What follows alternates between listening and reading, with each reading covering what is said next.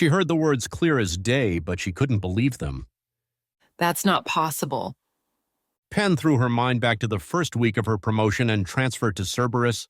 She remembered reporting to Alvarez for the first time. He was waiting for her coming off the transport, and the previous captain of Cerberus had accompanied him. She didn't know the man's name. Everyone only ever referred to him as Charybdis. She remembered thinking he was old for a special forces operator, certainly beyond the usual phase-out age of 32. You're holding proof in your hands, Scylla. She hadn't paid him much mind then due to Alvarez, and the only other memory she could pull up was passing him in the halls of the Yosa. She could recall a taller man, broad too, with a cold look to him. The coin in her hand mocked her, far more worn down than her own. There wasn't any arguing. All right, what do you want then? Me dead? Quite the opposite. As I said, those were actions taken against my wishes, my commands even. I would like to extend an offer to you, actually. As you have seen, I'm suffering for competent allies. I've mostly picked up skillless trash so far, only useful insofar as they're able to bully unarmed pacifists. So, not too impressive. People exemplified by Arthur, bumbling idiot that he was. I've got a few worthier prospects, but none a cut above like you. You want me to serve under you, like some lackey?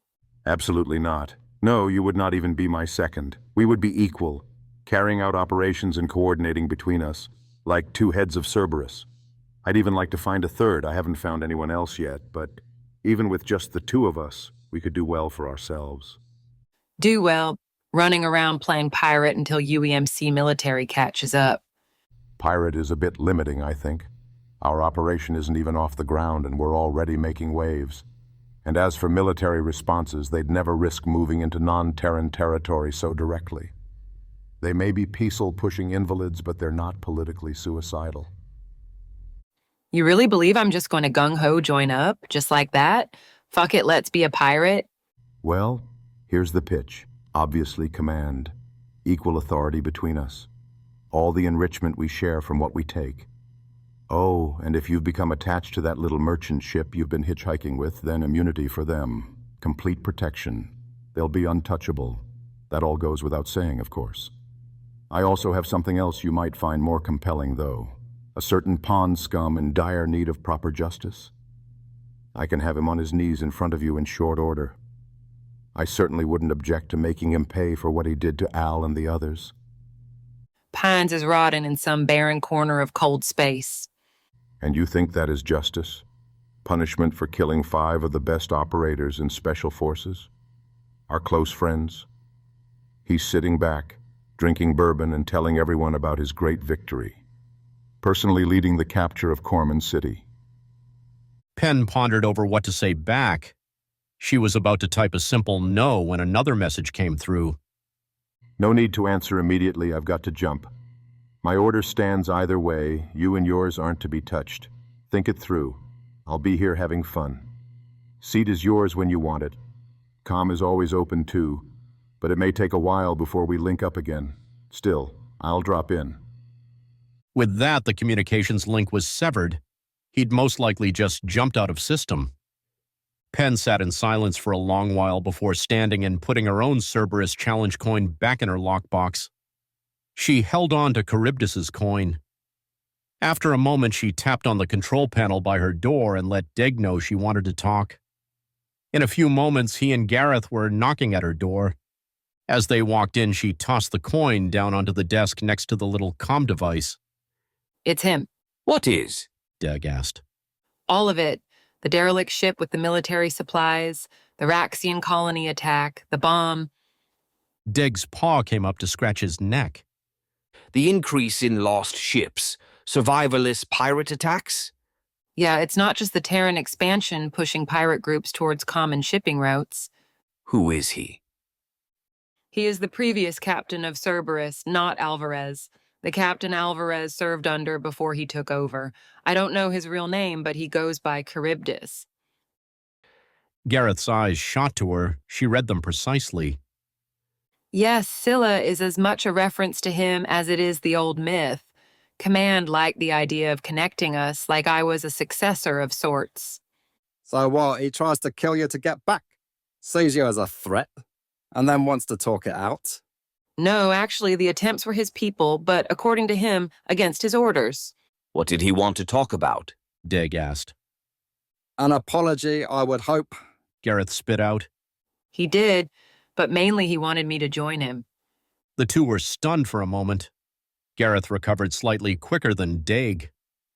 Join him? Yeah, he offered me a place, in charge, just like him. And? What did you say? Gareth asked, perhaps more accusatorily than he intended. He never let me answer. Okay, but it's a no, right? Penn looked at him. The thought crossed her mind to tease him with it, but even she could recognize it might not be the time or place.